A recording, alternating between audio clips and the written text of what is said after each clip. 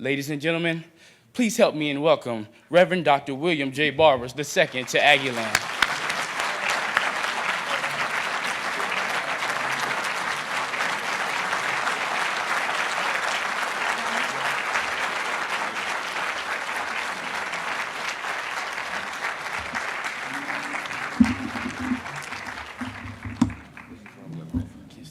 Kinston.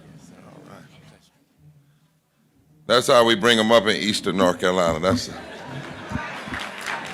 a Kinston.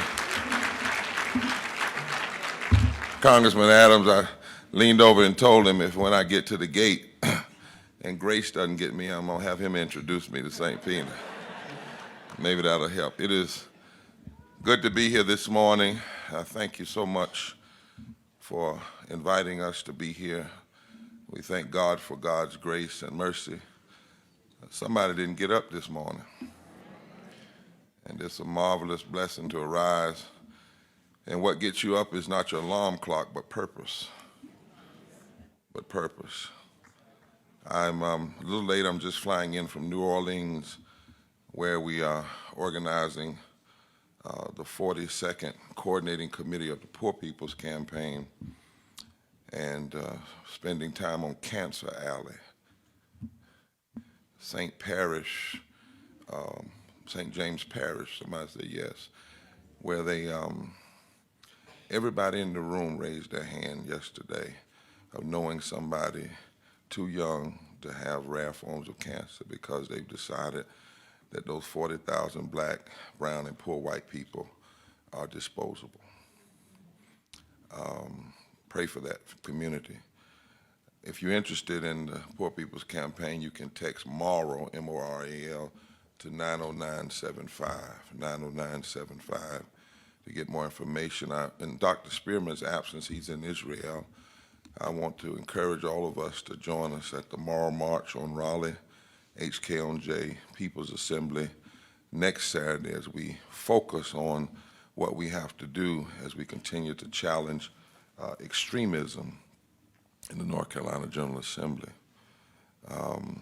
Let's honor all of the past honorees during this time. 59 years is a long time, but the past honorees and those and our awardee today, let's give them a big hand.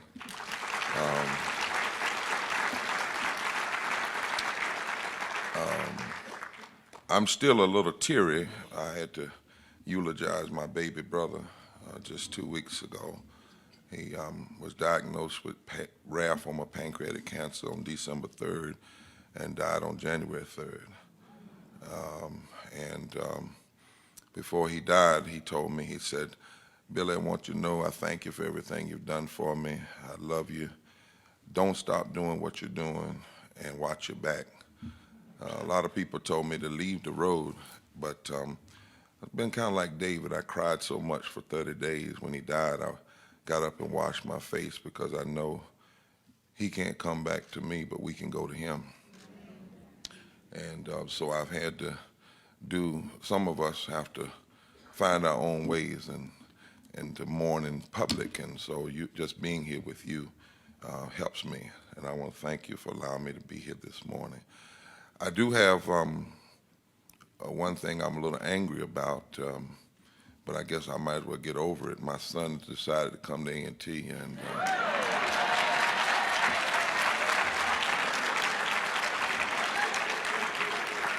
yeah, y'all would clap, wouldn't you? You know that don't help at all. And, I got all of them out, but that last baby boy, the one with the swag. So I'm gonna need y'all to take care of my baby boy. I don't want no stuff up here now. Yeah, but he's decided to enroll, and Chancellor, thank you for committing to take care of him. He'll be here hopefully in the fall of the year. Love, truth, and justice must fight again. Love, truth, and justice must fight again. I really came this morning to have kind of an open conversation. Those in the sit-in movement, and we have a living legacy in our midst, were fighting for love. They were fighting Justice Frye for truth, and they were fighting for justice. The segregation signs represented hate. How many of y'all remember what it was like when you just looked at one? Everything about it was hate. And they sat down for love. The signs and the discrimination represented lies. Racism is a lie. It is both a form of insanity and a form of deception. It's insane to be a racist. To look at somebody that has everything you have except the color of the skin and then think that God ordained them to be different, that's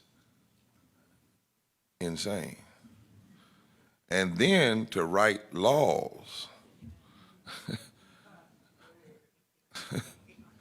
either in the 60s or today, yeah, is a form of insanity. And it's ultimately a lie. Racism is a lie. That's why it should not surprise people sometimes that people, even modern day, who engage in supporting racist politics, and I'm not just talking about words, I'm talking about policies, and we'll go in that a little bit. It should not be surprised to you that they will also steal money from the poor and the working class and give it to the wealthy. That shouldn't surprise you. It shouldn't surprise anybody that a legislator or a congressperson who is against fixing the Voting Rights Act is also against living wages. Because grandmama told you, scratch a liar, you find a thief.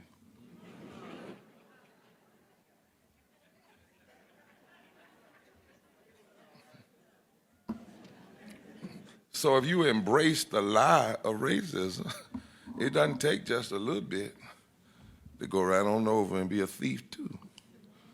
But they sat down for truth. The signs and the systems represented injustice. They sat down for justice. All of them knew that in their day there was a national emergency perpetrated by America's original sin of racism, slavery, and genocide. That is America's original sin towards Native people, towards African Americans, toward even other ethnicities, until some of them were able to melt into the larger dominant culture. Now, truth is, the plan for the sit-in and the need to take action and to fight for love and truth and justice didn't begin in 1960. Didn't begin on this campus. And I say that with deep respect. In 1937, Bennett students, 40 years, 1937, 47, 57, 67, 30 years before Dr. King, 31 years before Dr. King's assassination, nearly 20 years before the Montgomery bus boycott movement. Bennett students protested in downtown Greensboro, the movie theaters, because of the depiction, not just where they sat, the depiction of black women in film. They had a women's march. And the segregation of the movie theaters. President Jones, the president of the college, and by the way, if you have not giving something toward Bennett College, we need to do it now.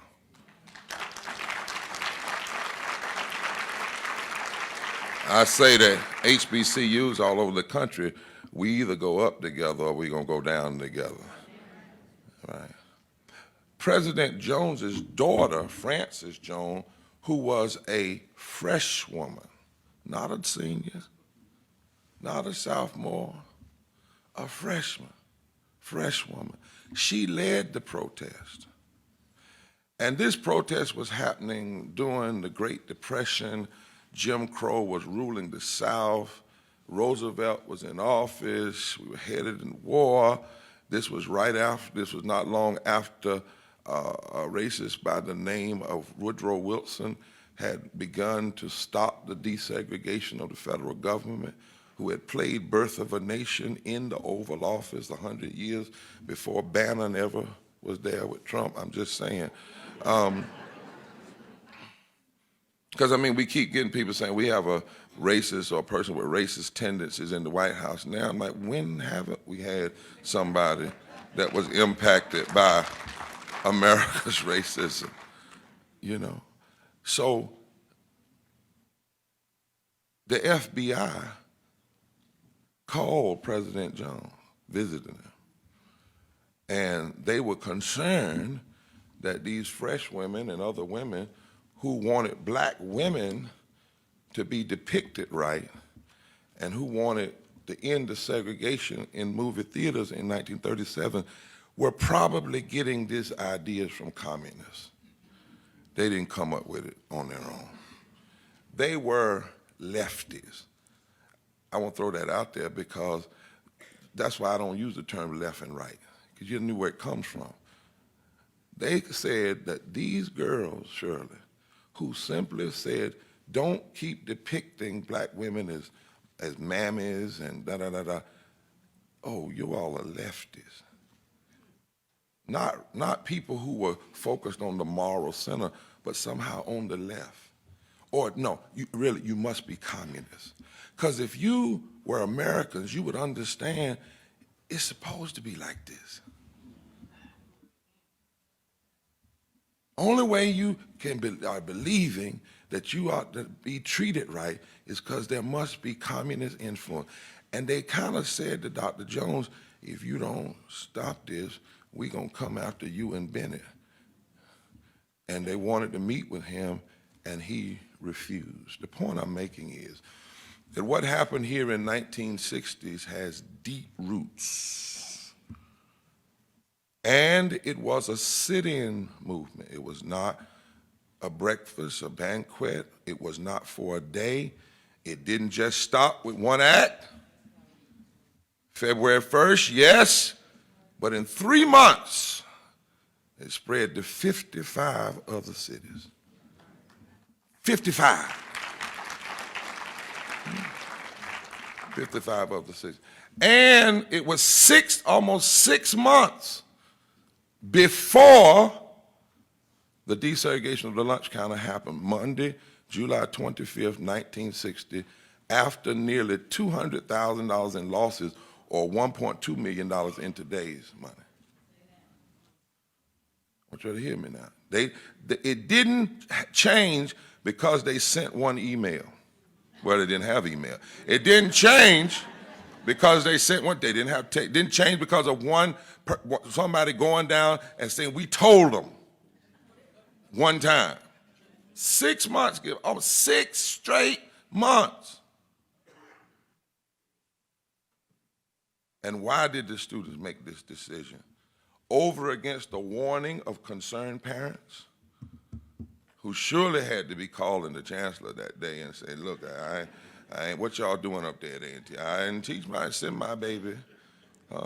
And cautious college presidents who were not scared, but they were concerned for their baby. The students, folk would kill you. But the students had to defy all of that. And they did it because they knew that the evil of Jim Crow and its systems of structural racism was a national emergency.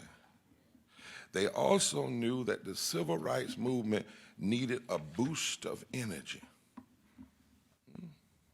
Because even then, there were some that were saying, well, let's just negotiate and work behind the scenes, and by and after a while, they'll give us our freedom. You know Dr. King got put out of his own denomination. You do know that, right? They understood you're not even going to get people to negotiate in the back if there isn't some pressure out in the front. There's no reason for negotiate. There's no reason for folk to come to a table. I mean, you know, a broke clock is right twice a day, and Trump is right on that point. He ain't right on much, but he is right on that point. You got to give him that. You have to create some kind of tension, right? So in light of all of this, I got a question. How do you honor the sacred memory of these acts, those who have gone on, those who are yet alive? How do you really honor that? Well, I can tell you something that I've been saying across the country the last month or so about Dr. King's celebration. I don't do celebrations no more. I just can't do it no more. Because you don't celebrate martyrs. You don't celebrate people who put their lives on the line. The only true way to honor people who did things to make it different, for better for you, at the risk of their own lives, is to imitate them.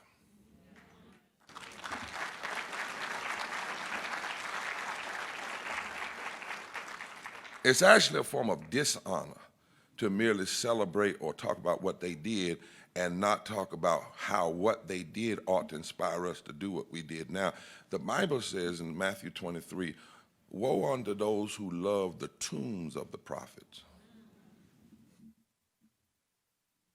but not prophets who are alive. The only way to honor my brother, the other three, and the hundreds others is to recommit and engage, and for us to join the work to be done now. Those students knew then that there was a national emergency. I have a question. Is there a national emergency today? Yes. And it is not at the border.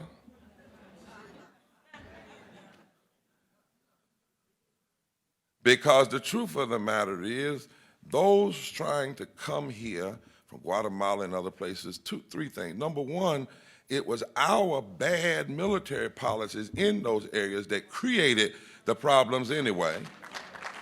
No, that's number one. Doing Reagan and others getting on the wrong side. Number two,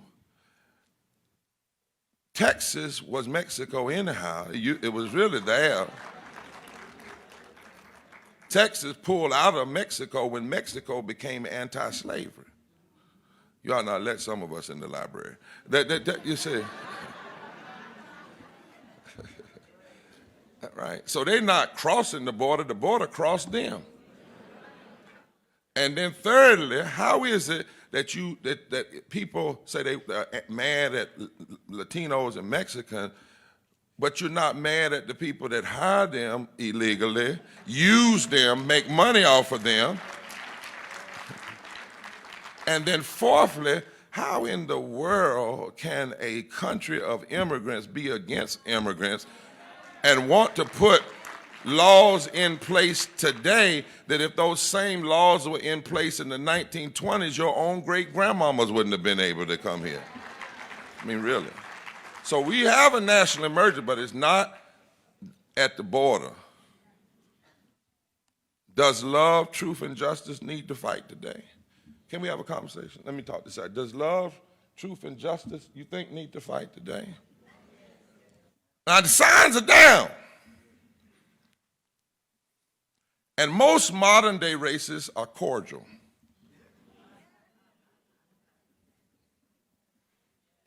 Every now and then they'll slip up, like Representative King and People get all uptight about that, you know, or they might do something really extreme in Charlottesville, and everybody, almost everybody that has basic sense will denounce that. But some of those folk will denounce that, then go right back to Congress and fight Elmer Adams. See? Because some people have defined racism today as mere rudeness, not rules, regulations, and policy. And most of the time today, even those who believe and engage in supporting racist policies, or what the lawyers would call policies of disparate impact. That's what racism is, policies. Is that a legal term, Justice? Could I make disparate impact? Yeah, right? So most of them will talk against verbal racism and rudeness, right? That's why today it is even possible to be black and an enabler of racism. Because you can actually support the policies that create disparate impact. Sometimes folk will give in and vote and support unjust policies, even though they look like us. And the irony is a lot of the people that support racist or policies of disparate impact also are the same ones that support policies that hurt mostly poor white people. I'm just having a conversation this morning. So I want to suggest to you this morning that we are in a national emergency today. And I want to identify that emergency a couple of ways, Sharon. Number one, racism is still alive and well. And so that I'm clear, I want to focus on voter suppression. The most underreported national story in this country right now. We don't know yet what Russia did, but we know what racist voter suppression has done. It's alive and well. 26 states since Shelby, long before the current occupant of the White House, passed voter suppression laws, represent 54% of all African Americans. We know that. North Carolina had the worst after the Shelby decision when the Supreme Court in a 5-4 decision basically said there was no more need for pre-clearance in the country because basically we had kind of ended racist voter suppression. Florida and Georgia, we just saw clear in your face voter suppression.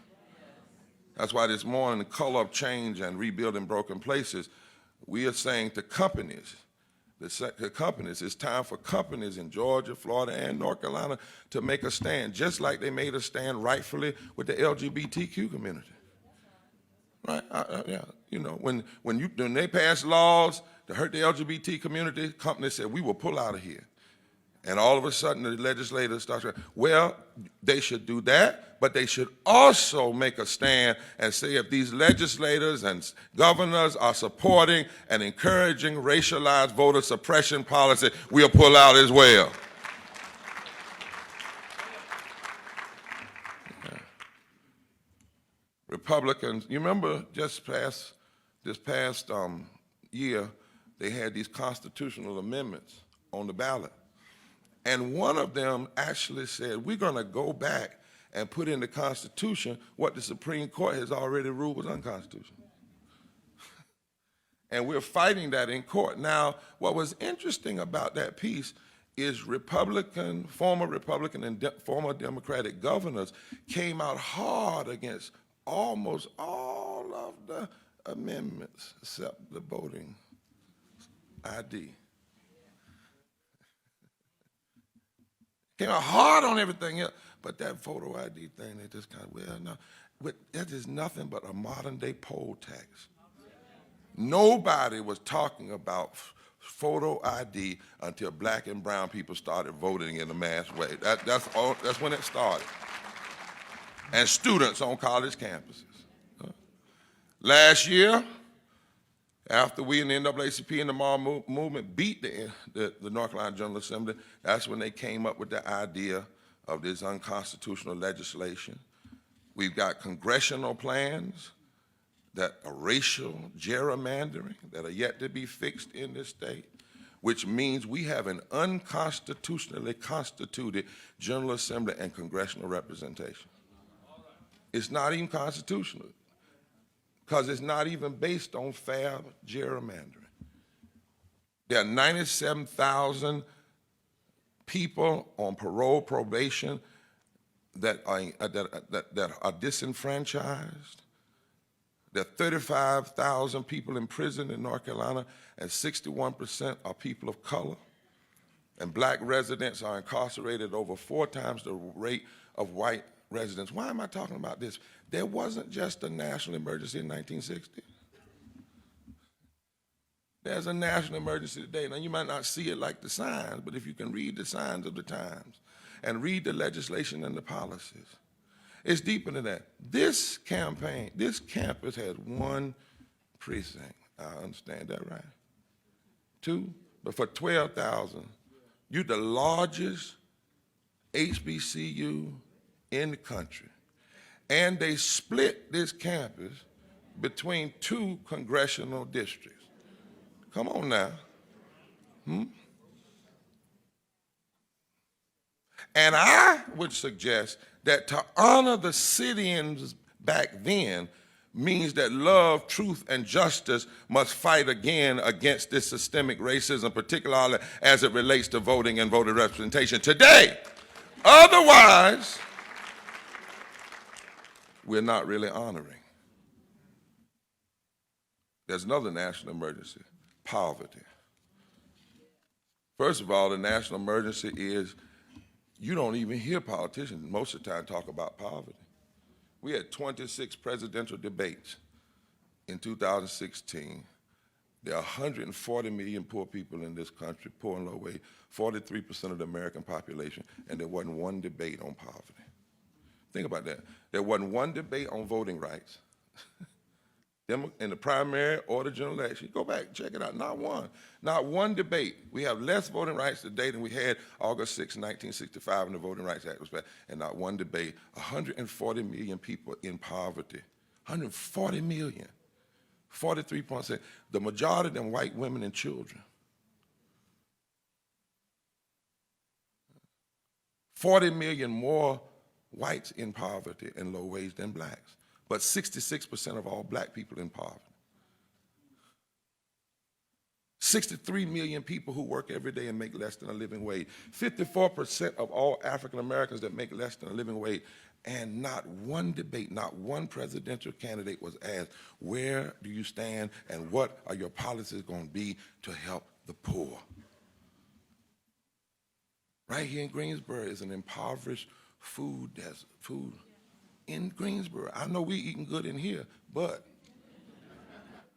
53 cents of every federal discretionary dollar goes to the military.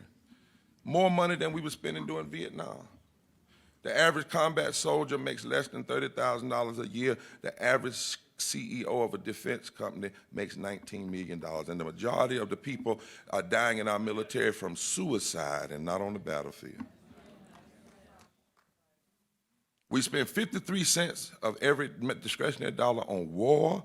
Dr. King warned us about that. Others warned us about that. 53 cents. We can blow the world up about 100 times, just the United States alone. And we only spend 15 cents on anti-poverty programs, health care, infrastructure, those kind of things. 13 million U.S. households cannot afford water. 4 million families can get up every morning and buy unleaded gas and can't buy unleaded water. Not far from here, you have black and white community people in Stokes County and other people who are suffering from the contamination of coal ash. Poverty is a national emergency. 48% of the people in North Carolina are poor and low income. That's 4.7 million residents. I think that one of our HBCUs or 2 of them, maybe Central and A&T, ought to combine and do a whole institute on poverty and preparing our engineers and our sociologists and our students to address poverty, to push the issue of poverty back into the public square. Because since the war on poverty, we don't even hear the word. It's a kind of attention violence. There are 56% of all North Carolinian children are poor. 1.3 million. 49% of all the women in this state are poor.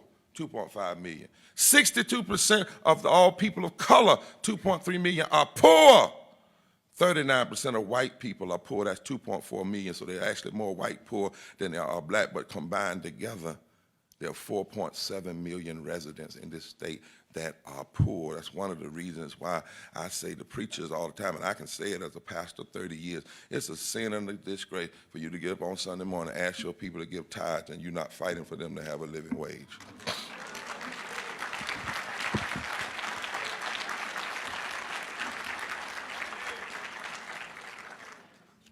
9,000 people in this state are homeless, even though we have thousands of empty homes.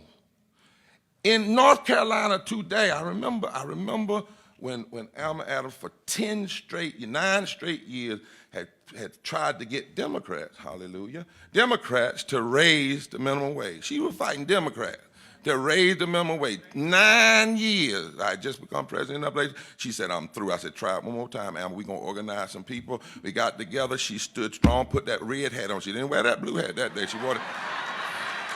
She wasn't playing that day. You got to know what the hats mean. Right?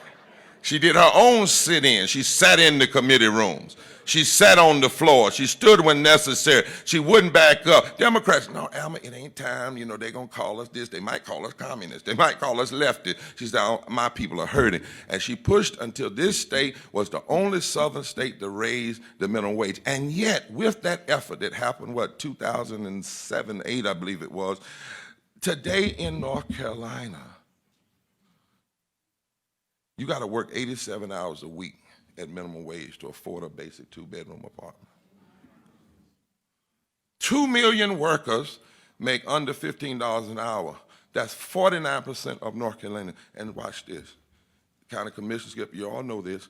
We and governors, we give companies tax breaks to come to this state, and most of the time don't even ask for a rider for them to tell us how many black people they're going to hire and to guarantee living wages. We pay them not to pay our people.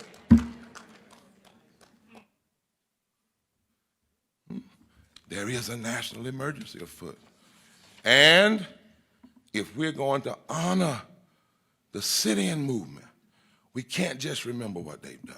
They did. Healthcare, ecological health. There are 1 million people in North Carolina that are uninsured, and it doesn't have to be. We could cover 500,000 today. 500,000 if we had expanded Medicaid expansion, not Obamacare, the Affordable Care Act. 384,000 and 500,000 are white, 30,000 are veterans. I wish I knew all the political people that were here today. I do like I did in Tennessee. I'd ask folks to stand. So I could really, see, because a lot of folk will come to your banquet and be against you. A lot of folk will sit on your mark. That's why we need to stop that foolishness. We'll put people on a Martin Luther King program, and they'll get up there and say, I honor the cause. Just lying, just lying. And we clap. See, you should not be an accessory to somebody else's lie. You should love them enough not to put them in a position to lie. You know, and if they come and say it, somebody ought to get right up behind them and say, now, you just said that you love Dr. King. You know, Dr. King was for health care, and how you been voting on that? You know, time out for this playing. You can't honor people who dared to sit in and challenge the system, and then 60 years later, you go along with it. We can't do that. Did you know in Greensboro, I don't know if they told y'all this, you know, but in Greensboro, if they had expanded the Affordable Care Act, Chancellor, there would be 3,000 more jobs in Greensboro by 2020, and there would have been 17,000 people would have gotten health care in 2016 alone. And I know y'all don't need any money, but there would have been $1.3 billion additional money in the county's economy. And you all have lost $2 billion in business activity since 2016. And you've collected $11.6 million less than you would have collected in county tax revenues because we didn't expand Medicaid. And that's why I tell folk in civil rights and other organizations, when we get in our meetings and fight over foolishness, we are foolish.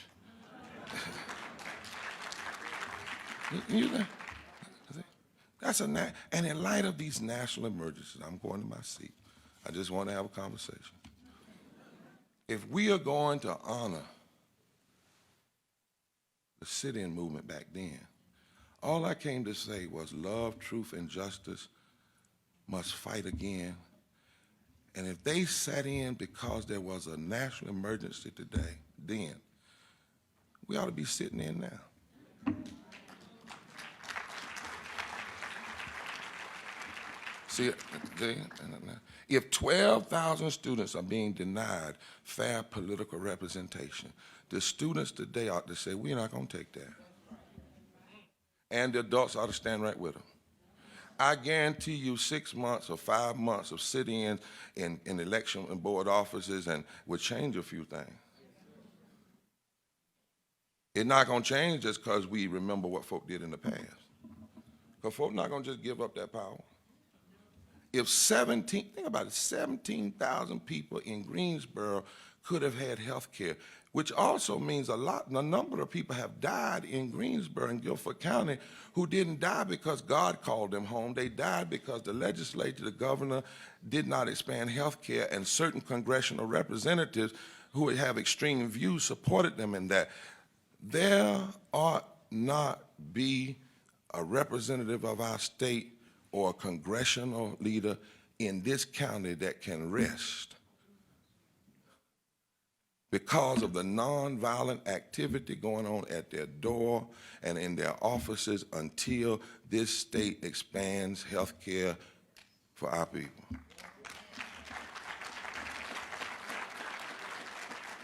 It's not enough to merely remember. Some would tell us, as I said, negotiate and wait, but that's not how it works. No elected official should be able to exist in this county peacefully, and I'm not talking about violence, I'm talking about nonviolence. If they sat in then because of the signs, we ought to be having sit-ins now because of the situation. Huh? And if we're going to truly honor the four and the others, that's what we have to do. We ought to have targeted actions. I know, Chancellor, I'm trying to stir up something. I am. We ought to have some targeted actions. There ought to be the A&T students and Bennett ought to start it all over again. So people can have health care, so people can vote, so people can feed their family. We have struggles, we have the students, we have social media, and we have strength. And I say this in love, and I've said it around the country. And if we don't take on our national emergencies today, and it's not just Trump, it's the policies, some that existed before he was in office and some that will exist after when he's out of office, and probably better because the next person will have sense enough not to talk so doggone much.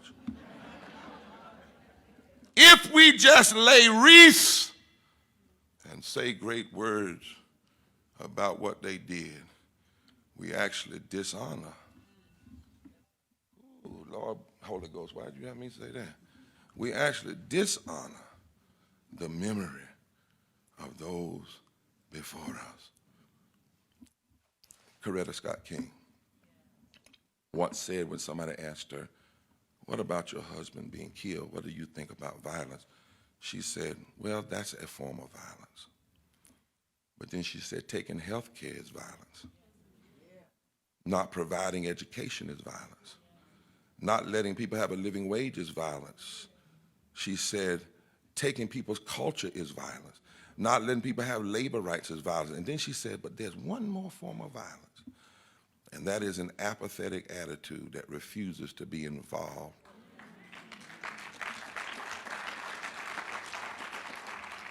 Love, truth, and justice must fight now, again. Why? Because our founding documents of this country tell us that's what we're supposed to do. You know what it says? We hold these truths to be self-evident, that all men are created equal, that they are endowed by their Creator with certain inalienable rights, that among these are life, liberty, and the pursuit of happiness, that to secure these rights, governments are instituted among men, deriving their just powers from the consent of the governor. Now watch this, that whenever any form of government becomes destructive, to these ends, it is the right of the people to alter or abolish and to institute new government, laying its foundation on such principles and organizing its power in such form as to them shall seem most likely to affect their safety and happiness. Prudence, indeed, will dictate that governments long established should not be changed for light and transient causes, and accordingly, all experience have shown that mankind are more disposed to suffer while evils are sufferable than to right themselves by abolishing the form to which they are accustomed. But when there has been a long train of abuses and usurpations, pursuing invariably the same object, evinces a design to reduce them under absolute despotism. It is their right, no, it is their duty to throw off such government. We've been talking about health care for 100 years. That's a long train of abuses. We've been dealing with racism for 400 years. That's a long train of abuses. We've been trying to get voting rights right ever since 1870, and we still have people trying. That's a long train of abuses. We've been dealing with poverty far too long. It's a long train of abuses. And even our Constitution says it is our duty to alter, like they did, the course of the nation. Well, I know some of you are church folk, and you don't care what Coretta Scott King said. You might like her, but that's not going to move you. And the Constitution, that's all right too. But some of y'all need a word from the Lord. So let me give you one. That says why, if we're going to honor those four, I'm just going to say it, before the end of this semester, there ought to be some new sit-ins in Greensboro. Because if you take it, they're going to give it to you. If you take this campus being split, they're going to split it. If you take them denying health care, they're going to deny it. And even if they don't change, you ought to do enough that at least when history is written, it says you didn't accept it. Well, how I know this? Listen at this word from the Message Bible. You can check it out. Psalm 78 said, "Dear friends, bend your ears to what I tell you." I'm chewing on a morsel of proverb. I want to let you in on some sweet old truths. Stories we heard from our father's counsel. We learned at our mother's knee. We're not going to keep it to ourselves. God's fame, God's fortune. I want to tell you about the marvelous thing he has done. God planted a witness in Jacob. He set his word firmly in Israel. Then he commanded our parents to teach it to their children so that the next generation would know all the things that God has done. Never forget the works of God. And then verse 9 says, "But there came a day that the children of Ephraim had everything they needed to win, but refused to fight."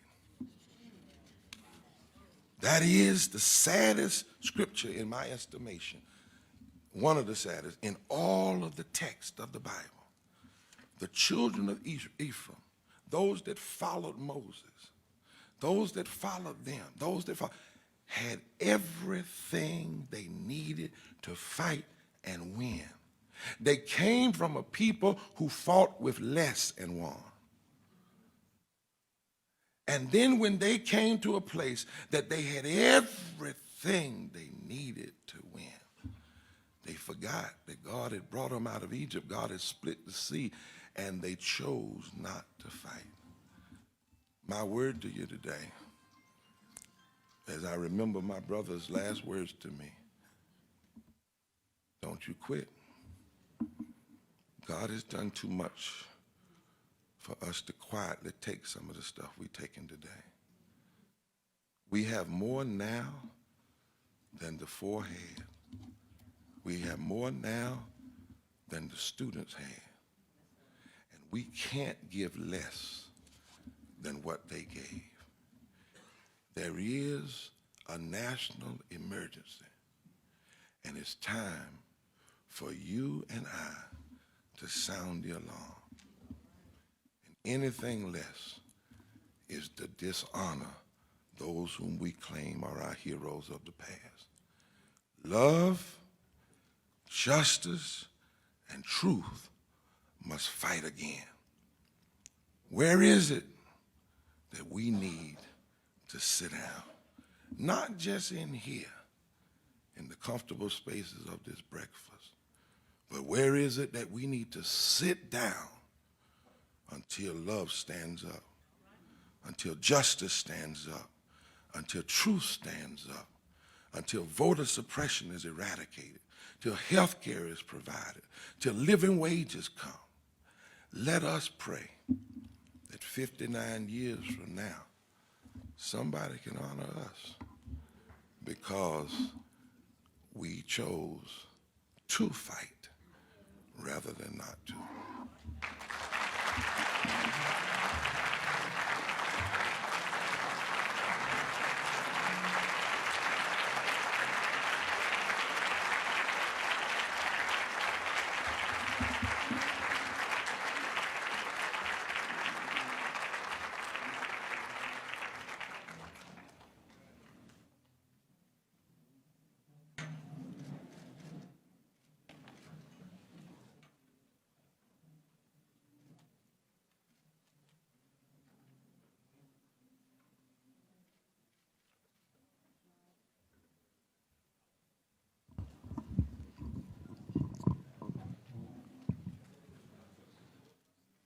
Love, truth, justice must fight again.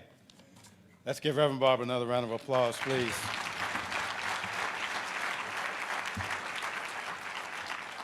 I don't know about you, but I was immensely inspired by that incredible message.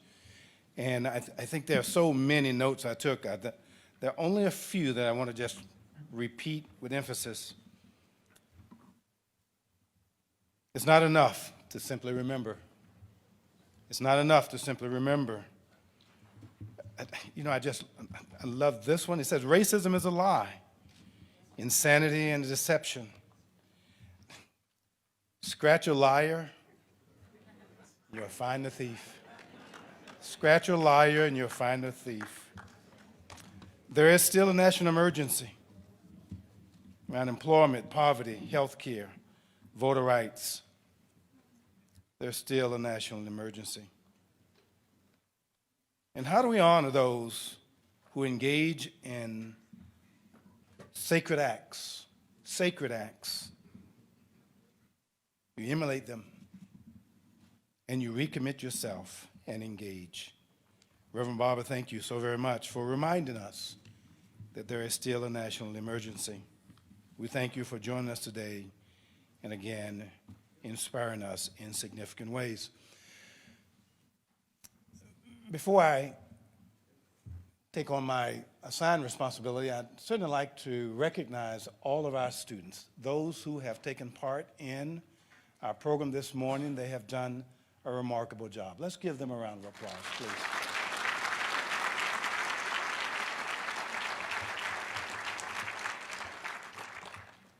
And you know, I've worked with lots of student leaders before, and I certainly like to ask this young lady to stand up. Delaney, I keep saying this about her, and at some point you will believe me that she is a remarkable student leader, and certainly thank her for her smarts, her activism, her engagement with our students. There's a phrase that gets cast around her that she's tenacious.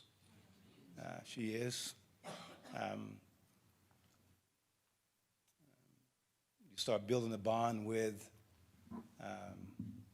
bright and talented young people like Delaney, who give you ultimatums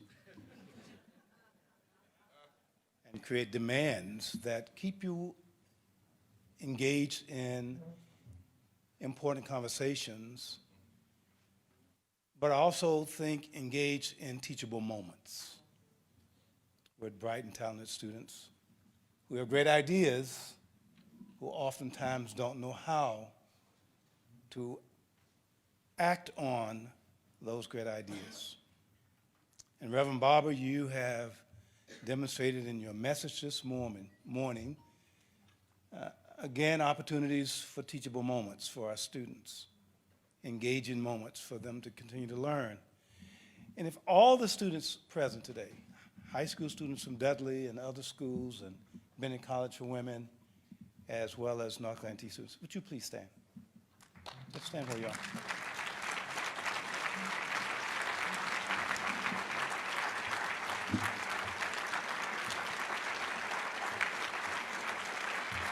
Thank you. Thank you. It is why we continue to do the things we do and engage in significant ways. And my last comment relative to our students as we engage them, as we talk often, is apathy is a form of violence. Apathy is a form of violence. And I want our students to understand what that means.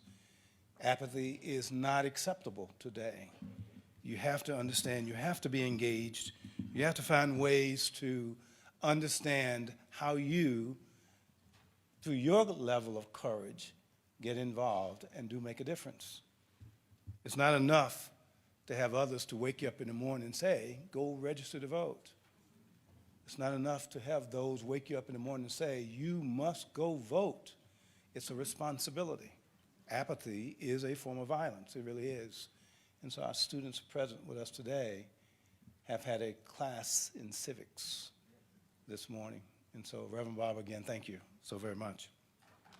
My responsibility is to, and I'm honored to do so, recognize the individual today whom we've defined to meet those expectations and characteristics of the A&T 4, upon whom we bestow the highest honors, one of our university's highest honors, the Human Rights Medal. And the Human Rights Medal is awarded annually to recognize individuals who strive to correct social injustice and who have contributed to the betterment of the world. The award honors individuals whose courageous actions are a reflection of the extraordinary tactics demonstrated by then freshmen Ezell A. Blair Jr., Franklin Eugene McCain Sr., Joseph Alfred McNeil, and David Richmond Jr. The 2018 Human Rights Medal recipient is business leader and humanitarian Mr. Zaki Khalifa. Zaki immigrated to the United States at the age of 30 to explore business opportunities. At the invitation of one of his former professors, Zaki moved to High Point, where he opened Zaki Oriental Rugs in 1977, which now offers the nation's largest selection of fine handmade rugs. I know some of us in this room have made many visits to his stores and displays. Over the last 40 years, Zaki has become a generous civic leader and philanthropist in North Carolina and in Pakistan. He and his wife, Rashida Wada, support a free health clinic for low-income patients in Burlington, as well as economic development and opportunity within the city of High Point, notably donating one of his former business locations to the High Point Chamber of Commerce, Convention and Visitors Bureau, and Community Against Violence organizations. The couple also supports free schools for poor children in the Pakistan city of Lahore. To further cement his commitment to philanthropy, last year Zaki sold his High Point location and remaining inventory to donate the millions of expected proceeds to a Pakistani nonprofit organization to support programs that address poverty. He later spent 8 months of the year volunteering as a teacher in the schools his donation will support. This is part of a plan to donate 80% of his net worth to charity. Zaki is a recipient of North Carolina's highest honor, the Order of the Longleaf Pine, the BB&T Distinguished Citizen of the Year, the High Point Chamber of Commerce Small Business Advocate of the Year, and was named one of the top 50 Asian Americans in business in the U.S. by the Asian American Business Development Center. Ladies and gentlemen, please join me in welcoming and congratulating Mr. Zaki Khalifa. Zaki, please come forward.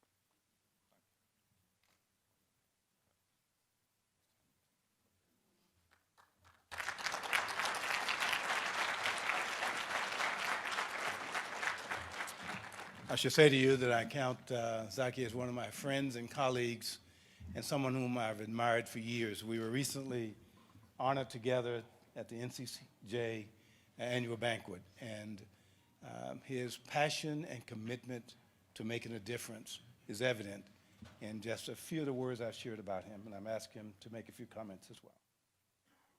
University's Human Rights Medal recipient for 2018.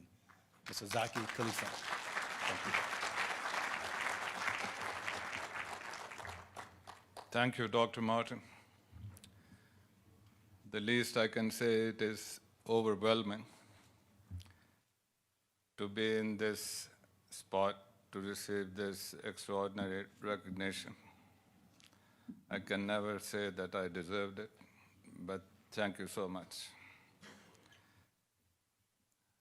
Some 100 years ago, my grandfather was traveling by train in undivided India, and there was only one other young man traveling in the same compartment, carrying on a very good conversation with my grandfather. Well, all of a sudden, he started to apologize profusely and sought forgiveness from my grandfather that he had been extraordinarily rude. And my grandfather said, "For God's sake, please explain, how could you have been rude? You have been carrying on a very interesting conversation all this time." "No, sir. Last sentence you said, you mentioned the name of your father.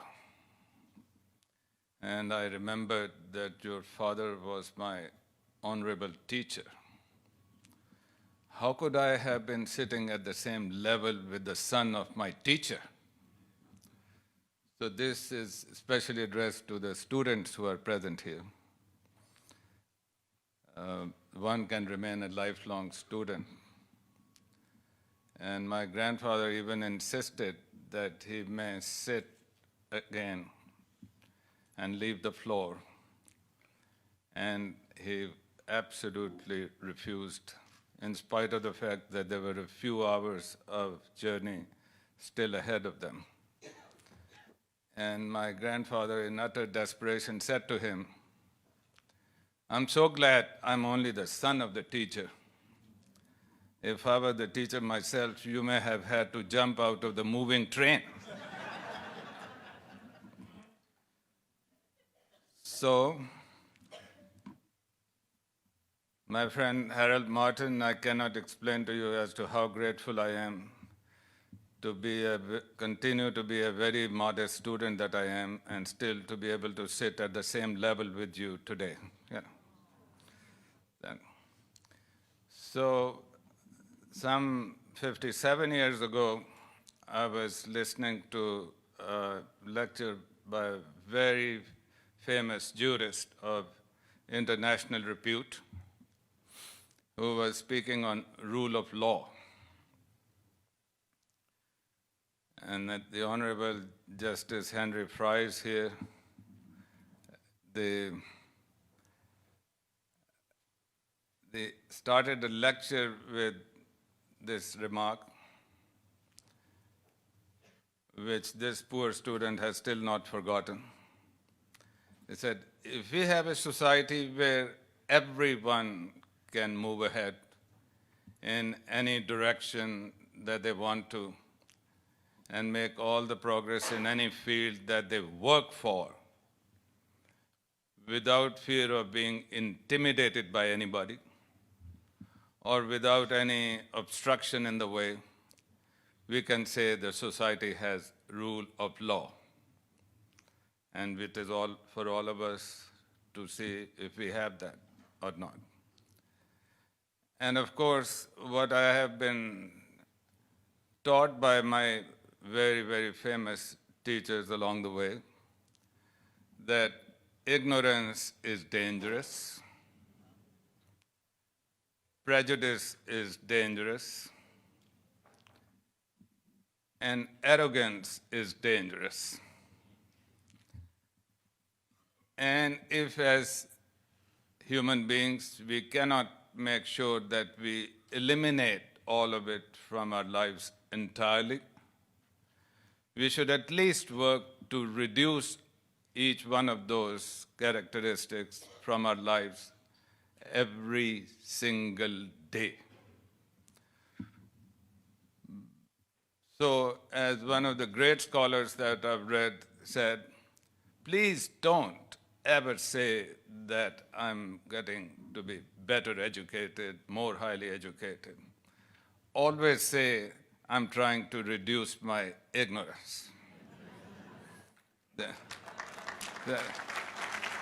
And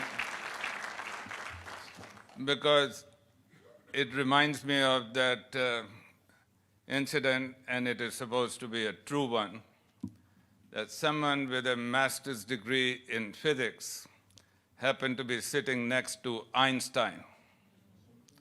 And this poor thing, 26-year-old with a master's degree in physics, had no idea that this shabby-looking old man who had been asking him questions for 30 minutes was Einstein. So he thought of asking this old man a question, and he asked him, what do you do for a living? Well, he had not been taught that this is not a very polite way of asking that question. You could have said, he could have asked, sir, how does the world benefit from your wisdom? Or some other way, maybe. But, of course, Einstein responded, I devote myself to the study of physics. What a good answer. And if this young man could have kept quiet, he did not. As it has been said, you have all heard that it is better to keep quiet and let others feel you are stupid rather than opening your mouth and removing all doubts. Yeah. So he proceeded to comment on this. He said, oh, even at this age you study physics? I finished mine last year. Of course, Einstein had nothing more to say. So going back to reducing ignorance and arrogance and prejudice, we all know that sometimes, even if you have the highest degrees from the most prestigious universities, you can still have a very, very dangerous combination of all the three. And a combination of all the three, I dare say, makes a deadly combination. And sometimes it is found at the highest level as well. And the greater the authority it is on the part of the individual, the more damage he or she can do. So maybe with those thoughts, I'll say thank you so much. Bye.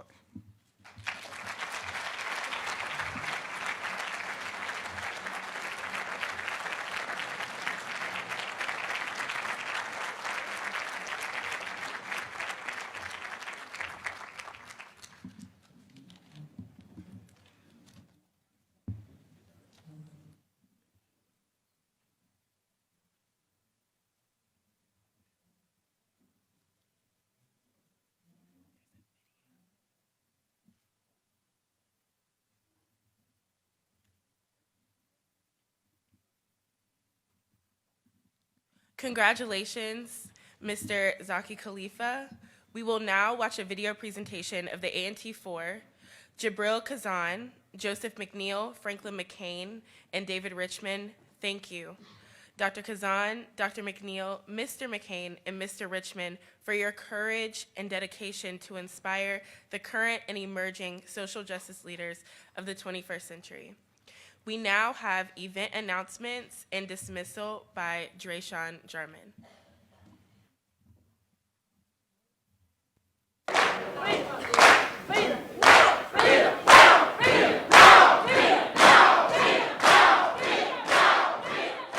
One evening in the room, we start talking. That something should be done. Something should be done. But how can you fight a system?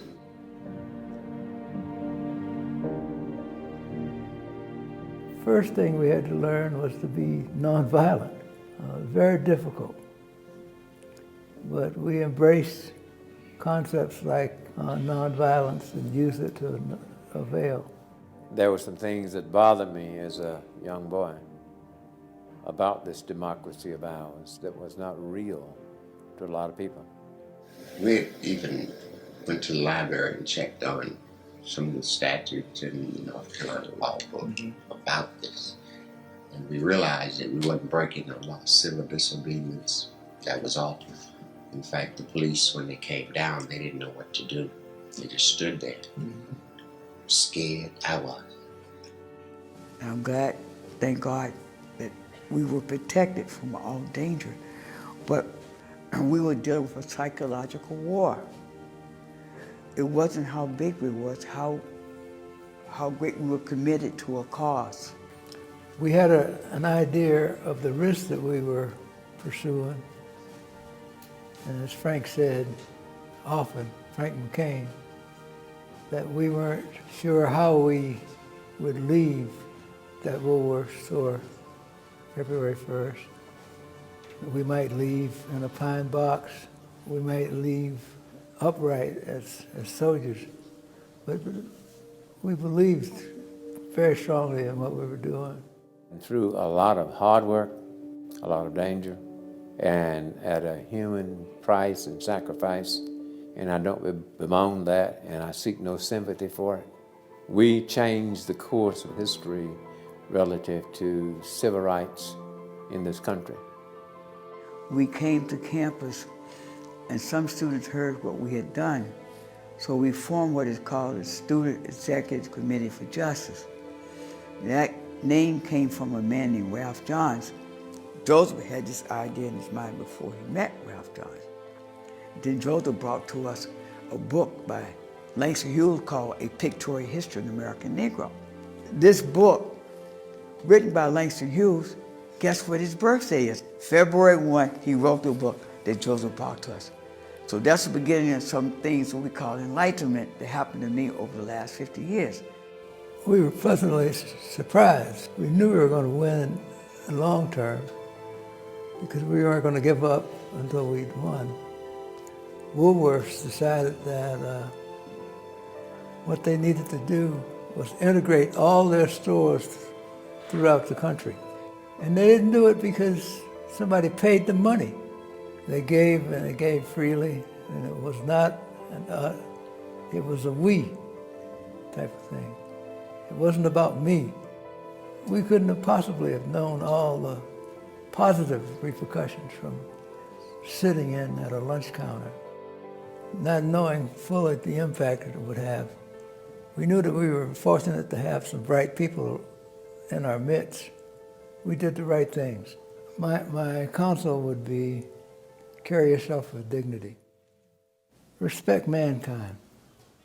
If we don't communicate with each other, there's no progress. We must go forward together.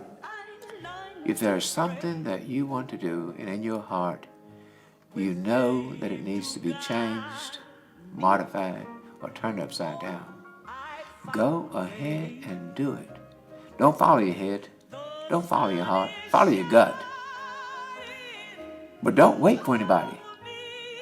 Because, first of all, they won't come.